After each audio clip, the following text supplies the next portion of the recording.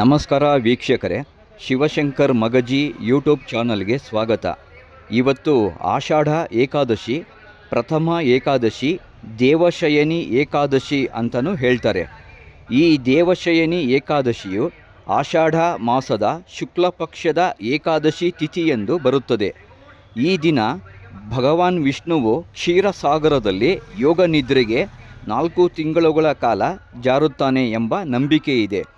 ಇದು ಚಾತುರ್ಮಾಸದ ಆರಂಭವನ್ನು ಸೂಚಿಸುತ್ತದೆ.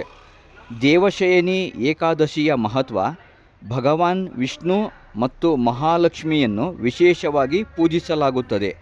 ಈ ದಿನದಿಂದ ಮುಂದಿನ 4 ತಿಂಗಳುಗಳ ಕಾಲ ಮದುವೆ, ಗೃಹ ಪ್ರವೇಶ ಮುಂತಾದ ಶುಭ ಕಾರ್ಯಗಳನ್ನು ನಿಲ್ಲಿಸಲಾಗುತ್ತದೆ. ಭಕ್ತರು ಉಪವಾಸ ವ್ರತ ಆಚರಿಸಿ ವಿಷ್ಣು ಸ್ಮರಣೆ ಮಾಡುತ್ತಾರೆ. ವಿಷ್ಣು ದೇವನಿಗೆ ಸಮರ್ಪಿತವಾದ ಅತ್ಯಂತ ಮಹತ್ವದ ಏಕಾದಶಿ ವ್ರತಗಳಲ್ಲಿ ದೇವಶಯನಿ ಏಕಾದಶಿಯು ಒಂದಾಗಿದೆ. ದೇವಶಯನಿ ಏಕಾದಶಿ ವ್ರತವು 4 ತಿಂಗಳ ಚಾತುರ್ಮಾಸದ ಅವಧಿಯನ್ನು ಸೂಚಿಸುವ ಏಕಾದಶಿ ವ್ರತವಾಗಿದೆ. 2026ರ ಆಷಾಢ ಮಾಸದ ಶುಕ್ಲ ಪಕ್ಷದ ಏಕಾದಶಿ ತಿಥಿಯನ್ನು ದೇವಶಯನಿ ಏಕಾದಶಿ ಎಂದು ಆಚರಿಸಲಾಗುತ್ತದೆ. ಈ ದಿನದಂದು ಬ್ರಹ್ಮಾಂಡದ ರಕ್ಷಕನಾದ ವಿಷ್ಣುದೇವನು ಕ್ಷೀರಸಾಗರದಲ್ಲಿ ವಿಶ್ರಾಂತಿಯನ್ನು ಪಡೆದುಕೊಳ್ಳಲು ತೆರಳುತ್ತಾನೆ. ದೇವಶಯನಿ ಏಕಾದಶಿಯ ದಿನದಂದು ವಿಶ್ರಾಂತಿಗಾಗಿ ತೆರಳುವ ವಿಷ್ಣುದೇವನ 4 ತಿಂಗಳುಗಳ ನಂತರ ದೇವೋತ್ಥಾನ ಏಕಾದಶಿಯ ದಿನದಂದು ಮರಳಿ ಸೃಷ್ಟಿಯ ರಕ್ಷಣಾ ಜವಾಬ್ದಾರಿಯನ್ನು ತೆಗೆದುಕೊಳ್ಳುತ್ತಾನೆ. ಈ 4 ತಿಂಗಳು ವಿಷ್ಣುದೇವನ ಬದಲಾಗಿ ಶಿವನು ಬ್ರಹ್ಮಾಂಡದ ರಕ್ಷಣೆಯ ಜವಾಬ್ದಾರಿಯನ್ನು ತೆಗೆದುಕೊಳ್ಳುತ್ತಾನೆ. ಹಿಂದೂ ಧರ್ಮ ಗ್ರಂಥಗಳ ಪ್ರಕಾರ ಏಕಾದಶಿಯು ಬಹಳ ಮಹತ್ವದ ದಿನವಾಗಿದ್ದು, ಇದು ಧಾರ್ಮಿಕ ಮತ್ತು ಆಧ್ಯಾತ್ಮಿಕ ಮಹತ್ವವನ್ನು ಹೊಂದಿದೆ.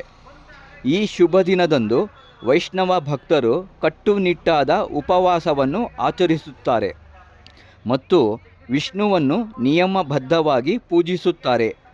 ದೇವಶಯನಿ ಏಕಾದಶಿಯು ವಿಷ್ಣುದೇವನು ಕ್ಷೀರಸಾಗರದಲ್ಲಿ 4 ತಿಂಗಳುಗಳನ್ನು ಕಳೆಯುವ ಸಮಯವನ್ನು ಸೂಚಿಸುತ್ತದೆ ಮತ್ತು ಆ 4 ತಿಂಗಳ ಅವಧಿಯನ್ನು ಚಾತುರ್ಮಾಸ ಎಂದು ಕರೆಯಲಾಗುತ್ತದೆ. ಈ ನಿರ್ದಿಷ್ಟ ದಿನವು ವಿಷ್ಣುವನ್ನು ಪೂಜಿಸಲು ಮೀಸಲಾಗಿದೆ. ಈ ತಿಂಗಳ ಶುಕ್ಲ ಪಕ್ಷ ಏಕಾದಶಿ ತಿಥಿಯಂದು ದೇವಶಯನಿ ಏಕಾದಶಿಯನ್ನು ಆಚರಿಸಲಾಗುತ್ತದೆ. ಚಾತುರ್ಮಾಸದ 4 ತಿಂಗಳು ಶಿವನು ಬ್ರಹ್ಮಾಂಡದ ರಕ್ಷಣೆಯ ಜವಾಬ್ದಾರಿಯನ್ನು ತೆಗೆದುಕೊಳ್ಳುತ್ತಾನೆ. ದೇವಶಯನಿ ಏಕಾದಶಿಯಂದು ಶ್ರೀ ಮಹಾವಿಷ್ಣು ಯೋಗ ನಿದ್ರೆಗೆ ಪ್ರವೇಶಿಸುತ್ತಾನೆ. ಈ ಅವಧಿಯನ್ನು ಚಾತುರ್ಮಾಸ ಎಂದು ಕರೆಯಲಾಗುತ್ತದೆ.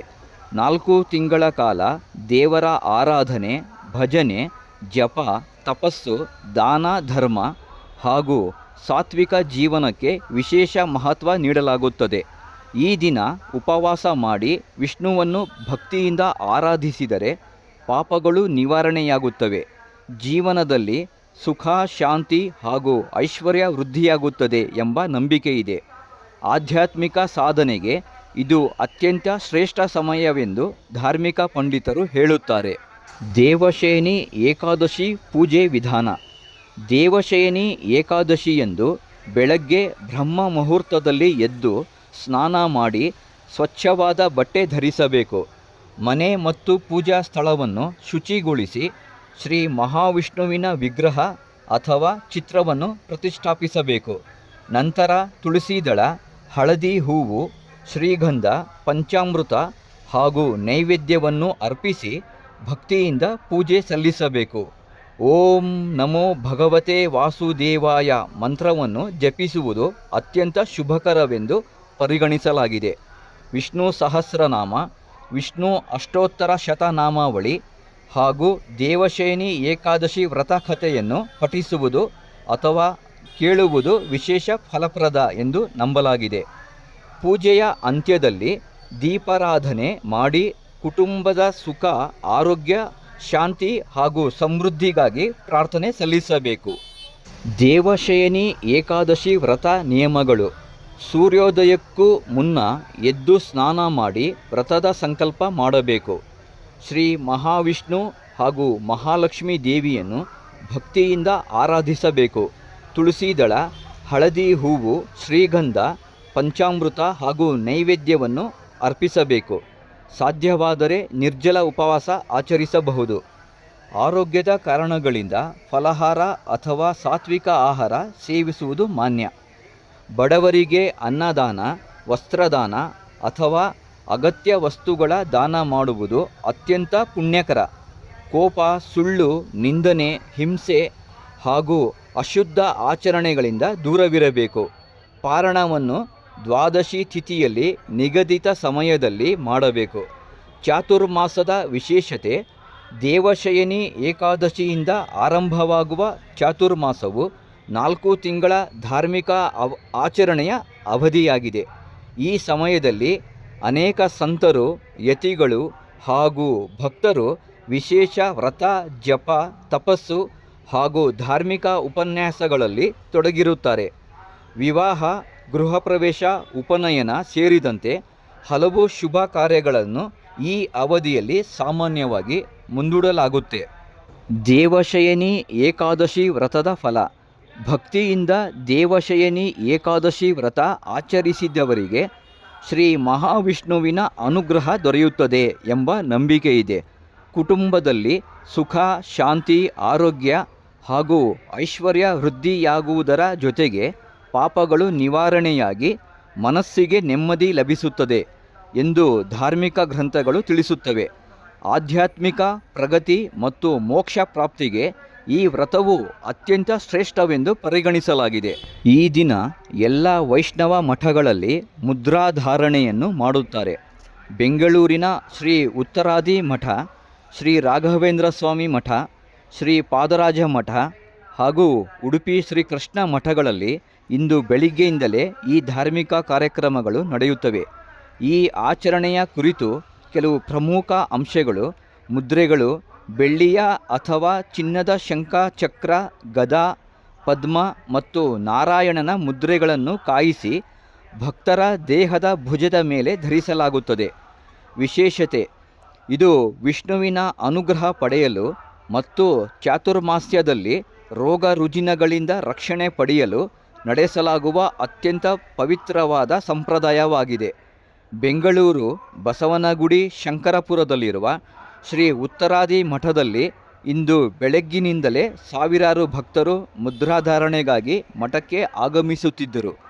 ನಾನು ಕೆಲಸ ಮಾಡೋ ಜಾಗ ನಮ್ಮ ಅಂಗಡಿ ಹತ್ರನೇ ಶ್ರೀ ಉತ್ತರಾದಿ ಮಠ ಇರೋದು.